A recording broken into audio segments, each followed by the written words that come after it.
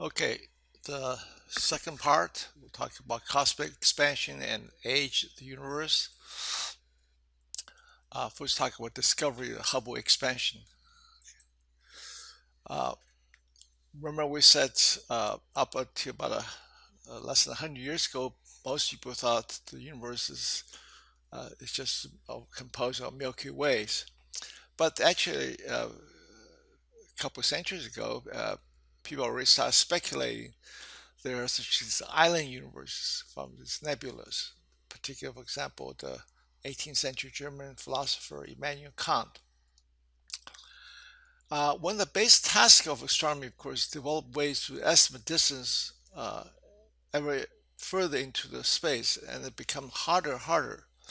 But during 1910, 1930, this cosmic distance ladder was extended beyond 100 kiloparsec. The great discovery was made that our universe consists of a vast collection of galaxies just like our own. And then it's natural to study the motion of these newly discovered entities by Doppler effect. Namely, a galaxy's visible spectrum typically have absorption lines from relatively cool upper layers of stars.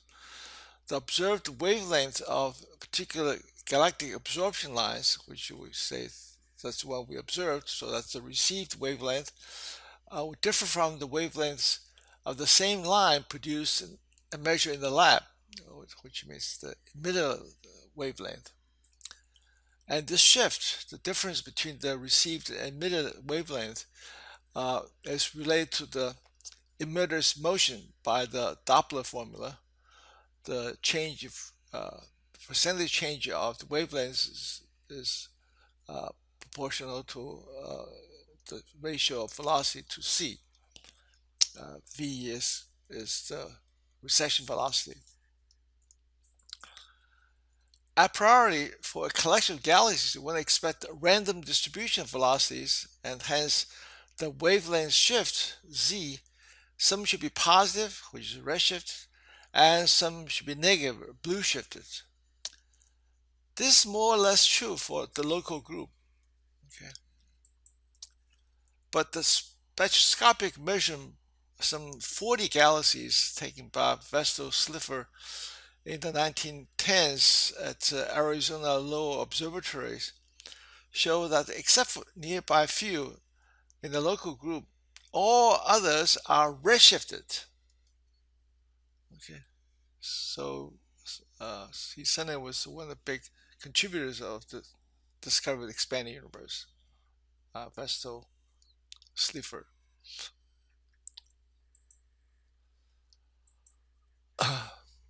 Edwin Hubble at Mount Wilson Observatory in California then correlated Slipher's redshift result to the harder to measure distance to the galaxies. He found that the redshift was proportional to the distance uh, to the light emitting galaxies, the distance to the, I mean, you guys would call it d. So the v, the z, the shift proportional to d, the proportion constant h naught over c. And by Doppler formula, of course, the z is equal to v over c. So c cancels, so v is simply equal uh, to d, which is the proportion constant of h naught, which we'll call Hubble's constant. And so here's the original publication. It was the plot of the velocity of due to Doppler effect and distance to these galaxies. And uh, someone may quibble whether these follow a straight line, but anyway, uh, Hubble has claimed that there should be such a linear relation. So, anyways, we live in an expanding universe. Okay. The further the galaxy, the faster it's receding.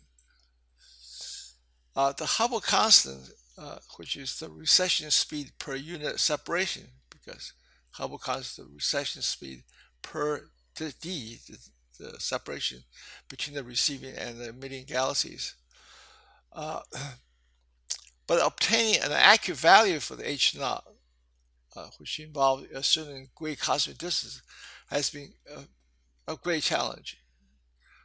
Only in recent decades, all these years, have finally independent methods have yielded convergent value, which come out to about 68 kilometer per second per megaparsec. The subscript naught stands for the present epoch because it turns out this is a time dependent this time dependent quantity.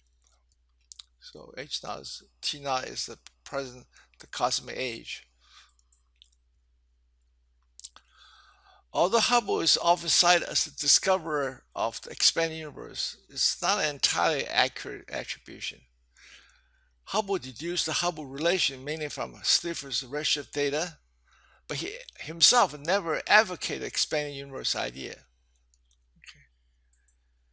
It was really the Belgian priest and astrophysicist Georges Lemaître who in 1927, remember Hubble announced this in 1929, first wrote down Hubble's relation in the context of the expanding universe model based on GR. And he tried to compare the observation data to his theory.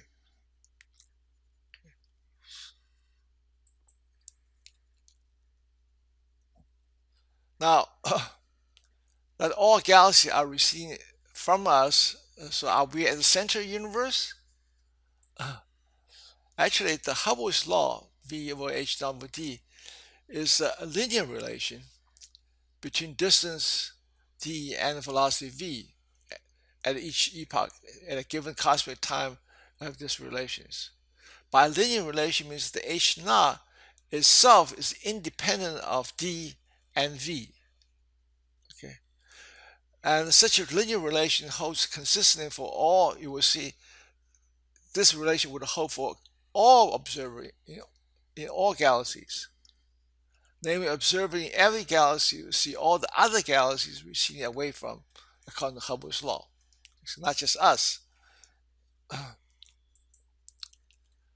So let's consider a galaxy G, which is located at position R from us. We are at the position origin O, and it's receding with distance V proportional to R. Now consider observer on another galaxy, let me call O prime, located R prime from us.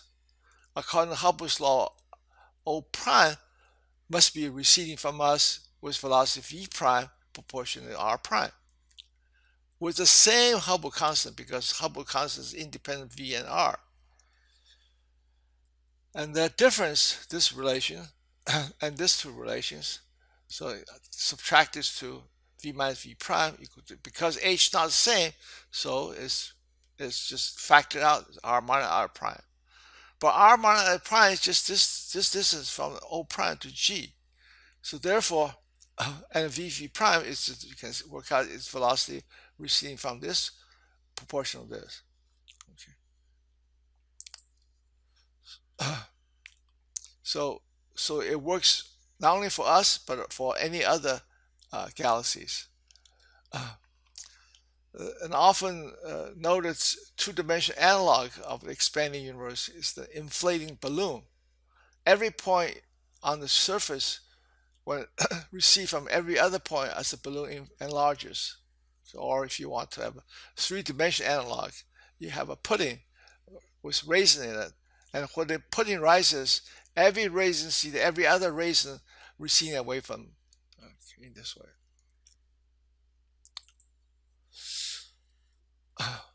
Now, the Hubble's relation follows naturally. The fact holds for every galaxy.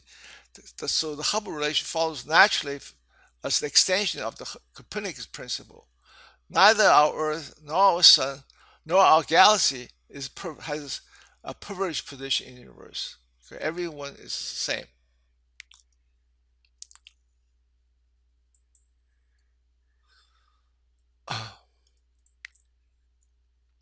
If all the galaxies are now rushing away from each other, presumably they must be close in the past. One could extrapolate back in time to a moment when we call it the Big Bang, when all objects were concentrated at one point of infinite density. This is effort to be the beginning of the universe, which is first suggested in 1927 by Lamartine, who called the primeval atom. That's the uh, cover of the reprint of his paper.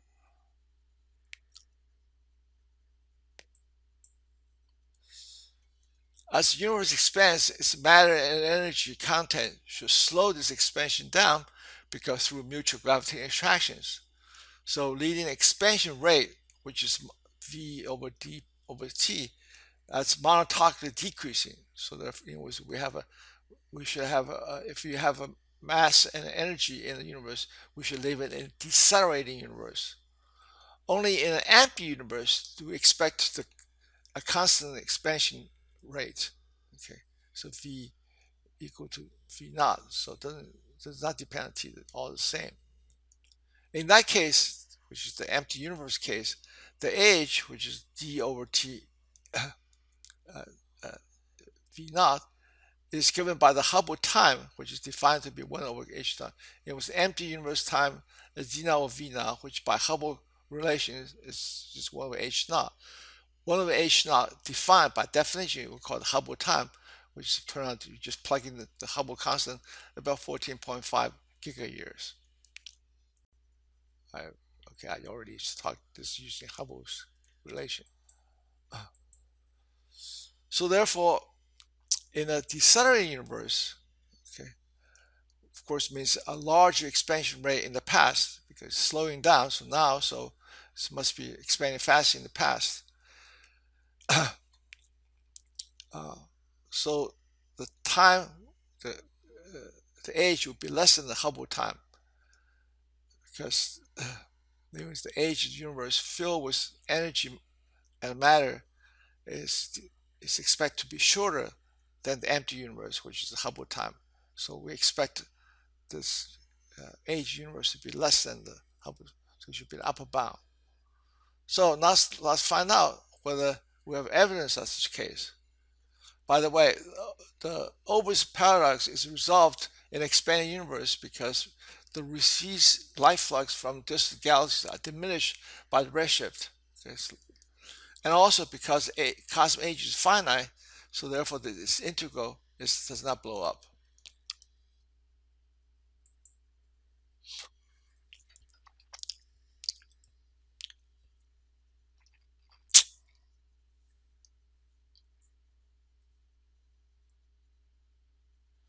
So now find out observation and what can we deduce about the age of the universe. First, by the relative abundance of nuclear elements. Now, from astrophysical calculations, the relative abundance of nuclear element produced in a star, we can figure out what is produced, the, the nuclear element when it was first produced in the star, how much relative abundance should be. And but they have different decay rates, different elements, so their present relative abundance will differ from the initial value. This difference is a function of time. From decay rates and the initial observed relative abundance, we can estimate the time elapsed since the star's formation. So this we should give a lower bound of the age of the universe. Typical such calculation saying that the age of the oldest star should be plus minus 2 gigayears, about 13.5 gigayears. In particular, a set of stars called globular clusters, some about 100,000 of these old stars, which located in the halo rather than the disk of a galaxy. It was away from the disk. This halo lacks interstellar gas for star formations, so these stars must have been created early epoch after the Big Bang. And stars spend most of the time undergoing nuclear burning. So from observed brightness, the flux, and the distance to the star, one can deduce the intrinsic luminosity, which is the energy output per unit of time. From such properties, astrophysical calculation based on established model of stellar evolution can estimate the age of the stars. And so the globular cluster value gives the age of the universe to be between 12 to 15 gigayears.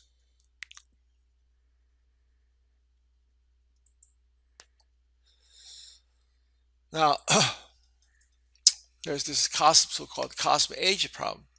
Remember, we say Hubble overestimated Hubble's constant by more than a factor 3, which means he estimated the expansion faster than by factor 3 because he used so-called the Cepheid variable stars as the standard candle. The standard candle in astronomy are the sources of known intrinsic brightness. It was where we estimate distance. If you know the source intrinsic brightness, then by compared to the observed brightness, we can figure out how far the star should be. So these are called standard candles, and Cepheid being is a very useful tool to estimate distance because the Cepheid relates the luminosity directly to the pulsation period because it kind of like pulsates, and the period of pulsation turns out is directly related to the luminosity. But the trouble is that turns out Hubble didn't realize at the time that there are different classes of Cepheids with different luminosity period relations. So this led to his erroneous calculation of H naught, a significant underestimate of the cosmic age or Hubble time, when the Hubble time he got is even less than the age of the estimate, the age of the Earth. This age problem lets other people think, well, suddenly this cosmology is not correct. So Fred Hoyle, Herman Bondi, and Tommy Goh in late 1940s proposed a so-called a steady state universe, which suggests that consistent with the expanding universe, the cosmological constants like Hubble constant, spatial curvature, matter density, everything are all time independent. A steady state means the universe did not have a big hot beginning. It exists forever, has no cosmic age problem. It was instead of a hot beginning like a Big Bang, it's always like this, but just matter being continuously created. And what's beautiful about it is we say, because it's very beautiful because it fits so-called perfect cosmological principle we were talking, which means the universe has always been this way forever. But to have a constant mass density in an expanding universe requires a continuous energy non-conserving creation of matter. To a steady state universe advocates, this spontaneous mass creation is no more peculiar than the creation of all the matter and energy at the instant of the Big Bang. Okay, so this is,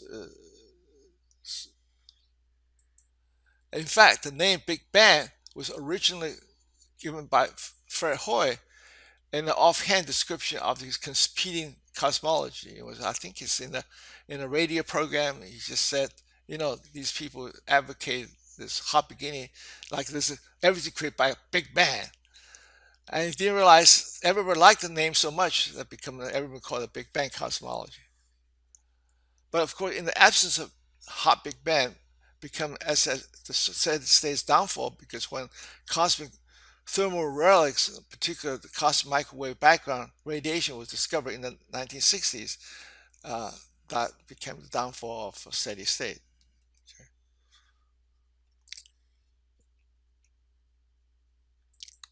Okay, that's the second part of this lecture 21.